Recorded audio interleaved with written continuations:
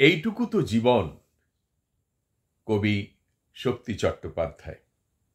চলো যাই, রোদ্দুর পা উঠিয়েছে, এখানে লাঙলের ফালে উঠছে মাটি, এখানে তেমন পরিপাটি মানুষ নেই কেউ, আদুল গায়ে লোক চলছে ফিরছে, আলো বাতাসের মতো সহজ স্বাভাবিক।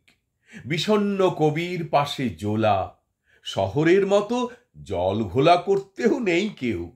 মানুষ সহজে ভালোবাসে, হাসে, কাঁদে, কষ্ট পায়। কষ্ট পেতে পেতে পাথর হয় না, পাথরের সঙ্গে কথা বলে এখানে অনেকে, গাছপালার সঙ্গে, শিকড় বাকড়ের সঙ্গে। ফুলের চেয়ে শিকড়ের সঙ্গেই এখানে সমঝোতা বেশি। মাটির কাছাকাছি থাকে বলেই গায়েদের কেমন সোঁদা সোঁদা গন্ধ, যা কেবলই মনে পড়ায় ভাট ফুল, যজ্ঞ ডুমুর, দোলমঞ্চ আর দেবদারুর ফল। গরুর গাড়ির আলস্য আর মন্থর এখানে মানুষকে খুব দৌড়ুতে দেয় না, বারণ করে।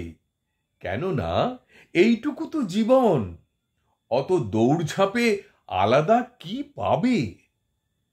জীবন ছাড়া মৃত্যুকে পাবার জন্যে তাড়াহুড়োর কোনো অর্থ হয় না।